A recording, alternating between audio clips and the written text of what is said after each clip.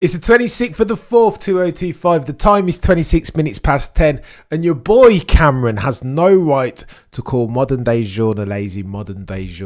For I am the bottle job, of course. Jomo, Brett, Max, you're a legend. EK Sweetie. Go on, let's talk about some F1 news, because again, it feels like we're in a bit of a trough, but there are still plots and narratives and Threads, F1 centric threads at which we need to pull. Here's what we'll talk about. Andrea, Kimi, Antonelli documentary, Netflix. Really? Isn't that too soon for the chap? I thought Toto the boy who cried wolf was supposed to be circling the wagons around this dude, saving him from the pressure cooker that is Formula One, so that he can go out there and deliver upon his not insubstantial potential. We'll talk about McLaren, because there's so many different plot lines. Upgrades that aren't upgrading. Lando, Oscar, Zach Brown talking all this stuff as if they've won the championship, both drivers and constructors already. Meanwhile, Andrea Stella, the one sensible mind in the room, Mr. Common Sense, is contradicting CEO Zach Brown at every single turn. It's techie as far as McLaren are concerned. So too, we'll have a quick word about the rules and regs as far as I understand them. But it sounds like Red Bull and Ferrari are on one side of the fence and Mercedes are on the other. Some of them are loving these new rules and regs that are due to kick in 2026, 50% combustion, 50% electric.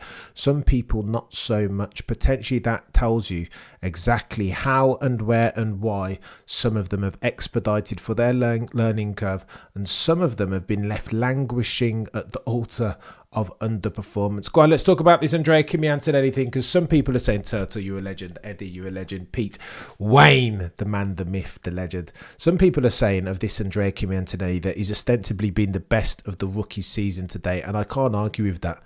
Brilliant performances each and every single time, outshining the one that they call Sir Lewis, Carl, Davidson, Hamilton, and that's got to be significant now. A passing of the torch, if ever you've seen it. However, I'd contend that you've got to analyse Andrea Kimi Antonelli's performance as you would any driver on the F1 grid as at April 2025 in longer form now. Like, you've got to consider what they can do over the course of a 24 race season, for it is that long. You don't win anything after 5 rounds, do you? Especially if you're not a rookie and you have a penchant for yeeting it into the barrier. Let's give Kimi Antonelli time, said Toto the boy who cried wolf. Why don't we chill out for a bit? Let's circle the wagons around this fella and protect him from the pressure that looms so often as far as F1 drivers whose career has fell at the altar of the same name. And then we get the news that there's going to be this documentary called The Seat, and it's going to come out on Netflix. It will premiere on May the 5th. What are we doing here? I don't understand. There are too many occasions in the 2025 seasons when Toto, the boy who cried wolf, or any other team principal will say one thing and then do another thing. I just don't get it. Why would you say such a thing and do something to the contrary? Surely hide this dude's light under a bushel. I think Toto the boy who cried wolf, by dint of the fact that FP won the Italian Grand Prix last year, he was so keen to trot out Kimi, have him put on a purple lap early, soft compound tyres. I think this tells you all you need to know about Toto the boy who cried wolf. He's keen to cure for the ills of 2015 when he had the opportunity to sign the next generation of one after Sir Lewis, after Alonso, after the Red Baron Michael Schumacher. In one Maximilian Verstappen, 4-time, soon to be 5, some say. Didn't do it then. I think Toto, some say, has had a bee in his bonnet and look, is desperate even to fix for that generational mistake. And in signing Kimi Antonelli, he hopes that he's going to tick that box. But why then is he so keen to show and prove, chat? Just allow Kimi Antonelli to develop at his own rate now. And to do that, some might argue, with a view to not denature the enzyme catalyst that is Kimi Antonelli's growth as an F1 peddler. Some would say that you've got to shield him from the pressure cooker, not throw him into it, as it appears that the one that is Toto the boy who cried wolf is doing. What do we do? It just makes no sense. Oh, the humanity indeed, Aaron. I don't understand what we did. That's not to say that I'm not going to watch the documentary, because, of course, he looks a lot like Ayrton Senna. He drives super quick, different levels of minimum speed, particularly through Parabolica, where he yeeted it last year. But bloody Nora, way to contradict Toto, methinks. Aaron, you're a legend. Overall, Kimi, cool, good. Grab your mats for to be. It's coming, Eddie. I promise you. But the merch it's chaos over here at the merch store. Just for now, it is coming though. I promise. Go on then. Let's have a word about these rules and regs. It's Techie Benson. For the avoidance of doubt, all F1 journals are created equally, but some are created more equal than others. Benson's one of the goodest ones as far as journalism integrity. However, he's written an article today, or yesterday even, talking about the split amongst the teams and related parties as far as what they want from the rules and the regs in 2026. Now, Mohammed bin Salem, they've shelved the idea of V8s and V10s in 2026. Mohammed bin Salem, with a view to expedite his path to another term. Again, remember that the elections are being held in December of this year. Said, hang on, guys. Forget all this transparency malarkey. Forget all what I've done with the audit committee. All of the legal shenanigans that are over here in the mist. Susie Wolf, Reed, Richards. Forget all of that high tech. Forget all of that for a second. Why don't we do V10s? Not next year. Not the year after. Why don't we just do them now? Like, what are you doing, Mohammed bin Salem? I understand popularity is a thing, and I understand you have to curry favour amongst not just your federations, your smaller ones, those who hold votes, but the F1 fan. But I understand. But these things need lead time, though. What, you're looking to do V8s and V10s in 2026? What? These OEMs, Audi, GM, Mercedes, Ferrari, all of these engine manufacturers have been working on the 2026 rules for the longest of times. You can't just click your fingers and put in the requisite R&D time. This is years as far as lead time necessary to build yourself an engine for a rule set. So you can't just click your fingers and say 50-50, no chance, let's go ahead with V10s. That's what MBS said. To which the likes of Toto and Christian Horner and Frederick Vasseur said, what are you talking about, MBS? Go away. However, now we hear that there are two factions. That on one side of the fence you have Red Bull and Ferrari, and then on the other side of the fence you have yourself, Toto the boy who cried wolf. In the first corner, these dudes are now looking to tinker for the extent to which you can 50-50 electronic internal combustion. Now they're looking to reduce the extent to which you draw power from the electric portion of. They're saying it's too ambitious, that the cars will be too slow, that there's going to be all this lifting and coasting, which, as far as most F1 grizzled vets with receding hairlines are concerned, probably isn't necessarily in the that's not in the spirit of the sport. Lift and coast. What? In 2026, with a view to regenerate sufficient electric power that you can use over the course of behave yourself. This is nonsense. Already these rules are going to fall flat on their face, aren't they? What are we? Nonsense. 7 soon to be 8, some say, Wayne. By the way, did you see it? Let's talk about this very quickly, Wayne. Done with the regulations, on board with it. Fix for it, FIA. I would argue is my principal supposition. Why not just continue with the rules and regs as they are? They always do this in the final year of convergence, when all of a sudden we get ourselves some god tier racing for both championships, drivers and constructors. All of a sudden, they want to go and bloody change the rule. Keep the rules. I understand that F1 needs to be the beacon of the automotive industry. Innovate in a way that innovation drip feeds through to our car, your car, my car. I understand that. Sustainability also is key, and that's got to be front and centered as far as FIA's, F1's, commercial rights holder, Liberty Media's strategic objectives. But bloody Nora, surely as first order priority, surely we want to see good racing, and it feels like in 2025 that we might be on the precipice of, I don't know, a 1989 type season, McLaren, Alain Prost, Ayrton Senna type settings, and I don't hate that. But again, they've got to roll the dice, haven't they? Adrian Yu has warned us, by the way. He says there's a likelihood, a high likelihood, that potentially one of these teams, as the boy starts to get hay fever at the critical times, of course, that one of these teams in 2026 could take a leap, just like Mercedes did in the split turbo hybrid era. So it's techie. Go on and let's talk about Sir Lewis. Wayne, did you see him? Fanatec Collectibles opening. I don't know what to say. The fanfare was chaos. Listen, nobody can dispute Lewis's mainstream crossover superstardom. I don't think we've ever seen the likes of it in F1 history, being honest. Now, Michael, in the first instance, did things for F1, the likes of which we've probably never seen at the time. Michael Jordan's settings, do you know what I mean? Build a franchise, put it on your back, on your not insubstantial shoulders, and carry it out to the world. But Lewis, I feel like, to a certain or lesser extent, has taken the baton on from Michael, seen him that, and raised him this.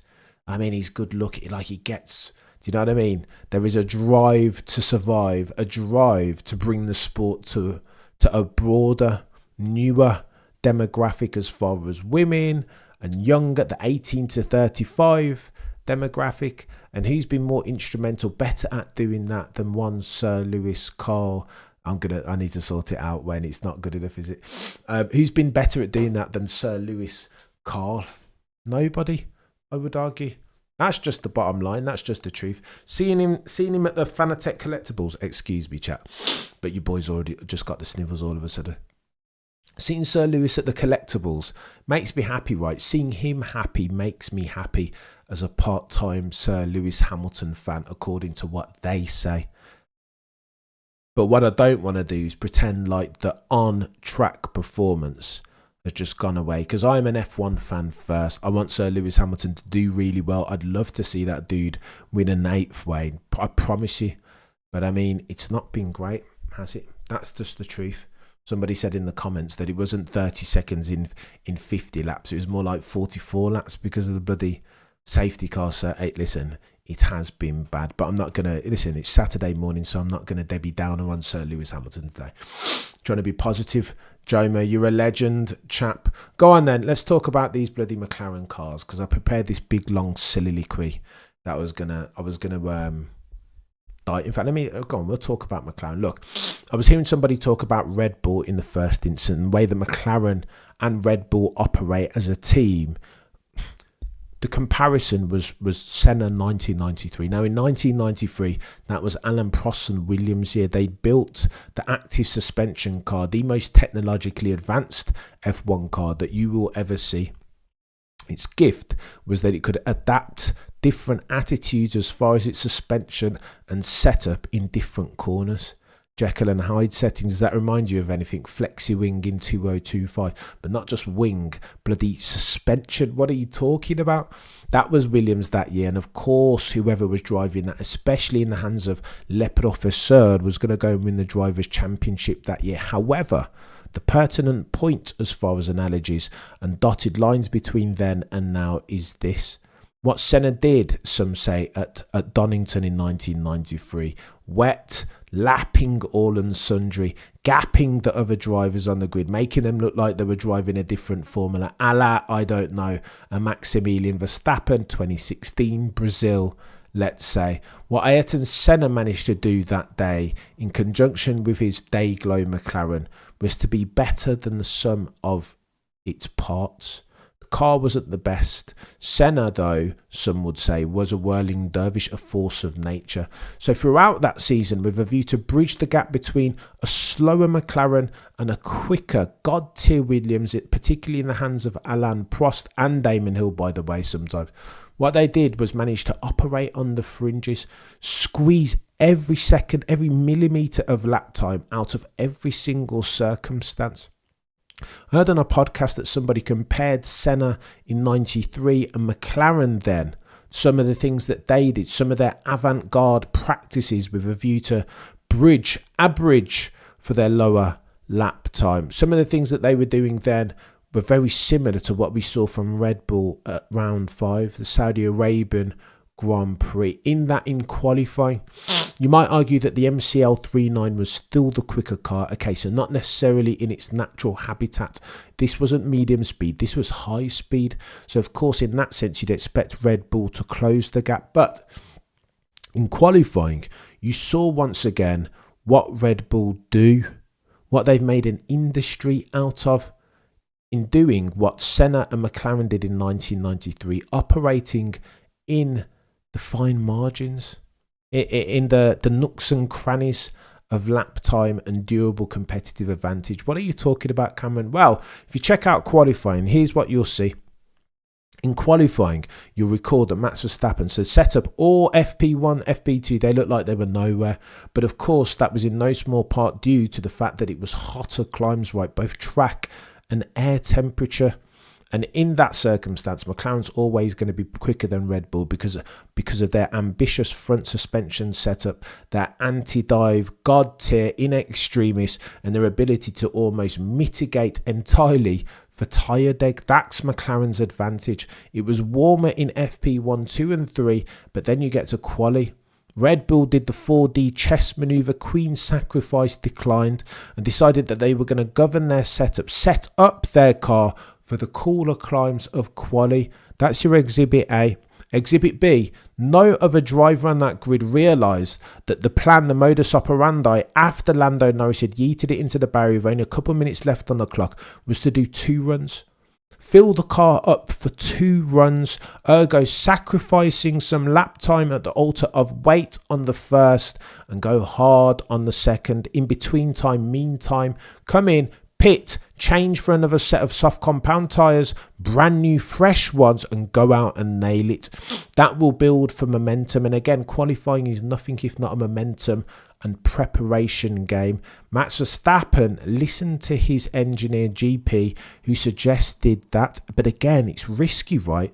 Imagine there was a yellow flag or a red flag in any one of those circumstances. But this is what Red Bull have done brilliantly over the past 5 years, ever going back to 2021. They play hard and fast, fine margins every single time. If they are the underdogs, they never hesitate to play a joker, as they did in 2021 Abu Dhabi. They will get in the face of a Michael Massey if they deem that there is durable competitive advantage in that. They operate brilliantly on the fine margins. I'm reminded of Bane in the bloody Dark Knight Returns. Do you remember that? I was born in the darkness. You were merely adopted by it. I was molded by it. And I feel like that's what Red Bull are as an analogy. They operate in the dark, in the fine margins. And this is what they're seeing. And this is why that's dangerous. Chat, again, brilliant for Red Bull because they don't have the quickest car. They are underdogs and they wear that underdog cap really, really well. But here's why it's dangerous for McLaren as far as optimizing for that circumstance. Andrea Stella keeps telling us, listen, it's closer than you think. And I don't think he realizes even how close it is. Listen, McLaren should be a gazillion miles down the road, but I feel like they've been wasteful season to date. I feel like Oscar Piastri is a brilliant driver coming of age, final form. I feel like Lando Norris too. For all of this, the disparaging comments, oh, Lando Norris, Lando 1.0 that you'll hear on this channel. Let me be honest, truth, value and objectivity for a second. Lando is a bloody good driver. Like, he's speedy, like in absolute terms of performance. He is rapid, but some of the things that he's talking about, oh, I'm going to take a leaf out of Lewis Hamilton's book and I'm not going to go partying anymore. What is this? Is he 16 years old or is he like 24, 20? Like, what are we doing? This makes absolutely no sense that Lando Norris is at this stage of his growth in the upper echelons of motorsport, speaking like he's a rookie, not even in Formula 1, but in like F3. I'm not going to go partying anymore because there's advantage in that. Well, no kidding. Sherlock, some of Zach Brown's comments as well, talking about, he said, at some point our drivers are going to come together and it's going to be a non-event. Is it, Zach Brown? Is it? Really? In a championship that looks like it's going to be close, you're prepared to say that about the eventuality that your 2 drivers are going to come together? What is he? Honestly, Zach Brown needs to sort out his life. He's talking about the show. It will be a duel between 2 brilliant drivers in Oscar and Lando. It will be a great show then. What? Are you trying to put on a show, Zach, or are you trying to win races and championships? Because the likes of Google, who have their logo on your car, will be asking those questions in the here and now. Not moving like a race team proper that wants to win races. And that's why I make the difference, that the reference to Senna in 93 at the start, those lot would kill for points. They only wanted to win points. They would turn up at every single race weekend only to win races. And it feels like Zach Brown is conflicted in terms of his overarching principles and overarching strategic objectives. And he shouldn't be, because that will lead to him losing races and overall losing the championship, particularly of the driver's variety. Listen, there's a brilliant article on autoracer.it, and they go into detail on this. They speak about a certain level of protectionism over at McLaren. Rewind to Suzuka. Of course, they needed to pick Oscar Piastri because there's a fire-breathing George Russell of Kings Lynn, Norfolk behind him. But sometimes you want to embody the Red Bull spirit now. The ability to roll the dice and hope that you get a 6. Be aggressive, therefore, in your strategy and not defensive. Because I've never ever seen a championship won because of being protectionist, circling the wagons, not over the course of a 24 race championship. Sometimes it's about he who dares wins. Go for gold. Therefore, you know what? There's a paragraph of Rudyard Kipling's If that I love. And I pasted onto my little notes documents to read out to you. Rudyard Kipling says, in If, greatest poem that's ever been written, if you can make one heap of all your winnings and risk it on one turn of pitch and toss and lose and start again at your beginnings and never breathe a word about your loss, what is F1, ladies and gentlemen, if not that attitude? Win, win, win. And I don't think McLaren, as at the 26th for the 4th 2025, are embodying those principles. Too focused on circling around the Wiggins over what they have in the here and now, which is of course a constructors.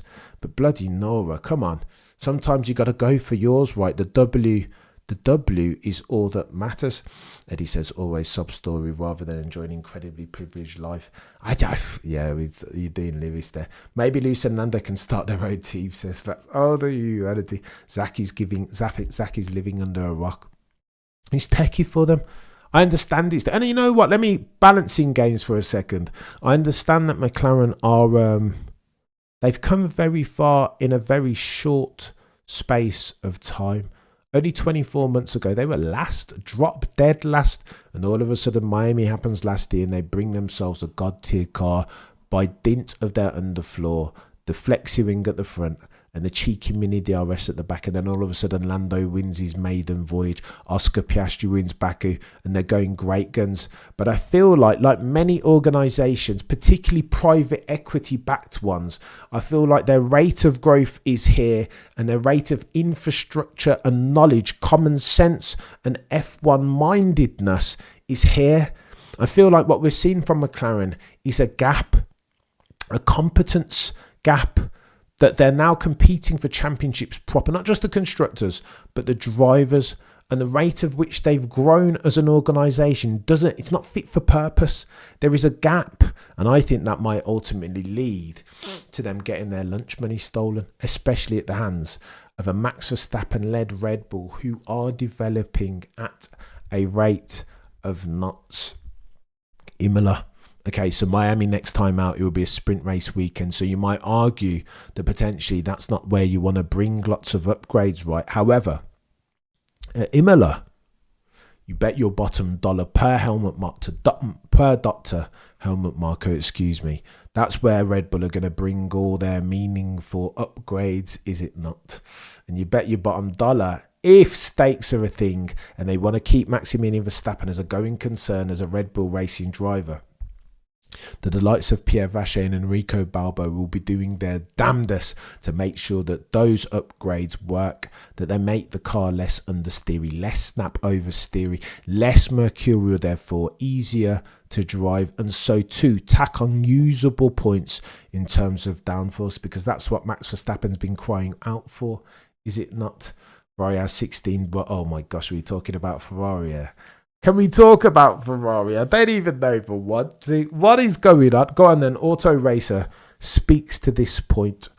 The legend that is the Kaiser again. All F1 journos are created equally, but some are created more equal than others. Ferrari are in the shambles. That's the truth of it. Look, they've been very ambitious with the car, but almost 12, 24 months too late. You saw on this channel, we talked about this in extremis ad infinitum. Why wouldn't they? Look, if you are going to sort out your front suspension, if you're going to take a left turn and do something that's really ambitious, like, I don't know, changing from push suspension setup to pull, you would do that 24 months before the final, or 12 months even before the final year of this rule and regulation. Why would you do it now? If you didn't do it then, do like Io Komatsu, Mr. Pragmatic. Why would you do it going into this season, the final season? It feels like the law of diminishing returns is the tree up which they are barking. Ferrari, Scuderia. Now look, here's what they'll be expecting. Imagine you're attending an annual general meeting or on the board and having conversations with other board members, other C-suite exec level bods at the red team with the yellow badges and black prancing horse. Imagine you just paid £60 million a year for a driver. And imagine that driver, mention no names, is underperforming the other driver to the tune of 0.6 a lap, 0.5 in qualifying. What are those conversations going to look like? Non-rhetorical, genuine non-rhetorical question. What do you think those conversations are going to look like at the board at Ferrari with the Tifosi paying for blood in real time? The Tifosi, and it doesn't matter who the driver is. The Tifosi are all. F1 as a sport is all about what have you done for me lately, is it not? And as far as delivering results, when you go to the board, if you are Frederick Vasseur, it's not about delivering in like 6 months' time or 12 months or a long-term strategy. No, it's about delivering in the here and now. When you're talking about 60 million, you've got to deliver now. Yeah, all the pictures were really sexy, right? But bloody Nora, 0.6 a lap. Now, they've been super ambitious in terms of that car. Of course they have. But the problem is it's working on one side of the grid. Mention no names, modern day Journalese or modern day Gilles Villeneuve, as it probably is better. I mean, it's more apropos, right, given what the dude's doing. And then on the other side of the grid, it just seems to not be working. How long, when do you say when? How long can Frederick Vasseur continue to hold that baby and keep his position as team principal? I'm reminded of Mattia Binotto pointing the finger at Charles Leclerc. Listen, that wasn't the right thing to do. The picture almost did over Mattia Binotto. It was only a matter of time until he left or was sacked from Scuderia Ferrari after that shot. You don't do that to Charles Leclerc, star boy, the man around whom Scuderia Ferrari has been built. That car, the setup, everything is shot. That's Charles Leclerc's team, let's be honest. That's just the truth of the matter. So you can't be seen as the team principal to be chastising him and doing one of these. He's not a child. You are not Mohammed bin Sulayem and the FI. You can't get away with that being team principal at Scuderia Ferrari. And Frederick Vasseur is about to face the same fate. He realises that he needs this thing, this Lewis Hamilton experiment to work. Conversations look like this. Lewis helping us sell Ferrari. He's ambassador for luxury. Aaron, I don't think it is, mate. Somebody said, I feel like John Elkann said, this isn't at the start. If I recall correctly, correct me on this, fact check me. But I feel like John Elkann at the start of the year said something to this effect. This isn't just this isn't a marketing exercise.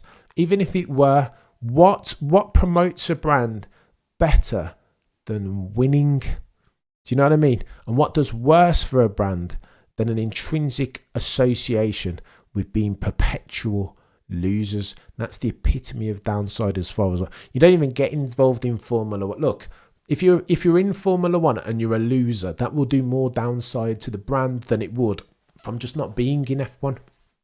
That's why the likes of Toyota sack it off. If someone robs your house, then it's for, oh my gosh, what are we talking about? Because Fred might be seen as complacent if they sat on the SF24, man's fighting for his career. I agree, Cam, but that's what I'm saying. Look, not to be a Monday morning quarterback, but I feel like that's not what we were saying that then. Do you know what I mean? 2 years ago, going into 2024, we were screaming from the fences. The meta is that I know there are other teams on the grid that don't run the pull rod, but Red Bull have done. That's what they've been doing because of Adrian Newey, so they can do some sexy things as far as the aero, him being the last airbender, Rob Marshall then being the last of the wing benders. Like, what are we doing? If Adrian Newey's doing it and he's sound of mind, missed the thesis in ground effect cars in sports cars back in 1980, whenever, then copy from him. You're the smartest kid in the class and you're not looking to copy. So what are we doing? I don't know, chat. You'll excuse me. I'm not sure. I question. Not just now. I feel like what Ferrari are doing now is playing catch up. They're paying the penalty there for mistakes, the ills of Christmas past, and poor low level and strategic operational decision making over the past 24 months. This is a compound effect now, and I feel like trying to get almost Lewis Hamilton is a patsy. It's the best way I can characterize it, chat. Trying to get Lewis Hamilton in, like parachuting Lewis Hamilton in when the Titanic has been sinking for 24 months. It's not even fair. It's not fair on Lewis, is it? So that everybody can look at Lewis. Martin Brundle can say, "Oh, this isn't looking good" or whatever. Well, it hasn't been looking good. Only at the altar of Charles Leclerc's genius does it look good. And he's a fire-breathing dragon in Charles, remembering, becoming who he is him. The irony is that Sir Lewis Hamilton fans think that Lewis is him. No, Charles Leclerc is the next one. I don't know. Maybe Ferrari learns a lesson for 2026. When have they learned any lessons, Aaron?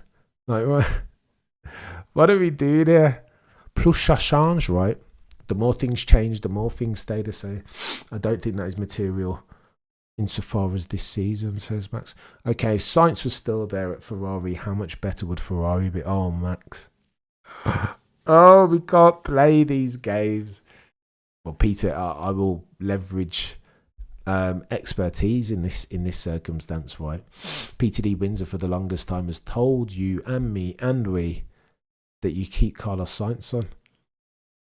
It was a perfect balance between Charles and Carlos, that there were a gazillion lessons that Charles could learn from Carlos, not least his level of rich tapestry of technical feedback.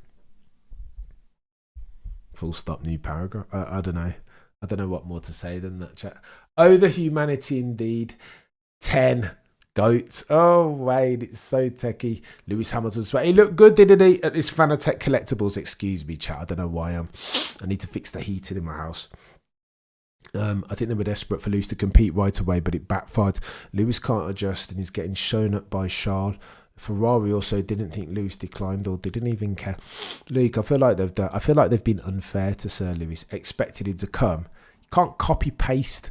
You can't cut and paste Lewis Hamilton and think that all of your woes are going to go away. They don't know how to communicate on the radio.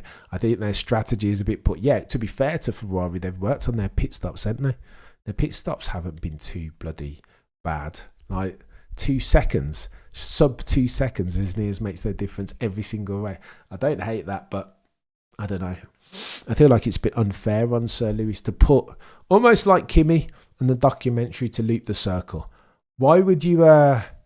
more unfair on Kimi than Lewis, of course, because Lewis's shoulders are infinitely more broader, having dealt with techier than techie circumstances all of his career. But it's still not fair on Lewis to lift and drop him from Mercedes, now quicker than Scuderia Ferrari, by the way, but to lift and drop him from the carbon industry, brakes, discs and calibers, into now Brembo, for the steering wheel to be brand new, for the lumpy engine braking. That's another thing that he's got to acclimatise for. Lift and drop him out from the UK or Monaco into Milan. There were more than several plates for which Lewis Hamilton will need to be concerned. It's a lot. It's a lot. I get stressed just thinking about it, to be fair. Delta says the point, him saying that it's going to be pain for the rest of the year, we only just start at Turt, I'm telling you. An auto racer spoke about this, that the concern is that Lewis isn't saying, he's not saying this is going to get better over the next couple of races. It's almost like, remember Lewis told us last year, he was asked about qualifying. And he said about his competition with George that no, George will out-qualify me for the rest of the season. And Pinks was like, what? What are you on about? Why will George out-qualify you for the rest of the season? And how do you know? And he's just like, listen, it is what it is. He's a true sayer. And now that Lewis is managing expectations by saying this is going to happen for the rest of the season, you might want to take him at the word, lest, Wayne, you want to be considered an abbot of unreason. What we can't do and what Lewis won't do is disbelieve the evidence of our own eyes and ears. Listen, he looked good at the bloody Fanatec collectibles launch. Yeah, he did look good. He looked happy. Do you know what I mean? Happier than we've seen him in an F1 car for the longest time. And if you are a grizzled F1 vet, receding of hairline, grey of beard, then you'll understand that, I don't know, sometimes all that counts in F1 is lap time. The stopwatch says Lewis Hamilton's boss, old boss even, Toto the boy who cried wolf, never lies. And listen, at this stage, 0.6 a lap. What are we doing here? Listen, we're back 8 p.m, hopefully by which time I'll have myself some ginger and not be sniffing all of a sudden, but it is a bit cold in this room. Have yourselves a fantastic Saturday, chat. Between now and next time, as always, the prosecution rests. No further questions, Your Honour.